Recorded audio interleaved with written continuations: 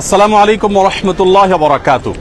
সুপ্রিয় দর্শক শ্রোতা ভাই বোন, ত্রাণ এবং পুনর্বাসন কার্যক্রম 2024 আসন্না ফাউন্ডেশনের তরফ থেকে যে মহাকর্মযজ্ঞ চলছে, আমরা গত 100 কোটি টাকা ত্রাণের ঘোষণা দেওয়া কে এ শায়েক আহমদুল্লাহ। চলমান বন্যা পরিস্থিতিতে 3 ধাপে ত্রাণ বিতরণ ও পুনর্বাসন কর্মসূচির ঘোষণা দিয়েছেন আসুনা ফাউন্ডেশনের চেয়ারম্যান শায়েক আহমদুল্লাহ।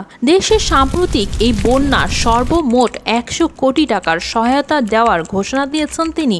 গত সোমবার ফেসবুক পেজের এক ভিডিও বার্তায় এ কথা বলেন শায়েক আহমদুল্লাহ। কে এই শায়েক আহমদুল্লাহ, যার কাছে বিশ্বাস করে হিন্দিরাও ত্রাণ দিচ্ছেন বানভাসীদের সহায়তার জন্য? পাশাপাশি কি কি ত্রাণের ব্যবস্থা করা হচ্ছে, চলুন দেখি আজকের নো থাইসেলফ 360 এর পর্ব। প্রথমেই বলি এই ত্রাণ কর্মসূচিতে কি কি সহায়তা করা সক্ষম হচ্ছে। সর্বশেষ তথ্য অনুযায়ী 5,000 পরিবারকে টিন শেড ও নগদ অর্থ দেওয়া হবে। 20,000 পরিবারের জন্য শুকনো খাবারের পাশাপাশি আরও 70,000 পরিবারের জন্য ভারী খাবার তথা চাল, ডাল ইত্যাদির প্যাকেট দেওয়া হবে। এর বাইরে আরও 70,000 পরিবারের জন্য 25 কেজি করে চাল বিতরণ করা হবে।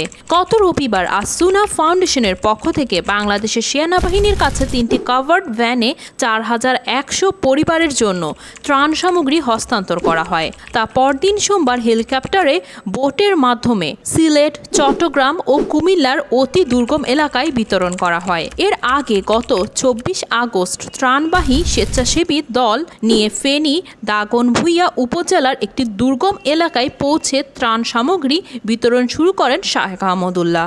শায়েক আহমদুল্লাহ কে? শায়েক আহমদুল্লাহ বাংলাদেশের স্বনামধন্য ইসলামী ব্যক্তিত্ব, বিদগ্ধ আলোচক, লেখক ও খতিব। ইসলামের খেদমতে তিনি নানামুখী কাজ করেছেন। লেখালেখি, গবেষণা ও সভা, সেমিনারে লেকচার সহ নানামুখী দাওয়াতি কার্যক্রম পরিচালনা করেন।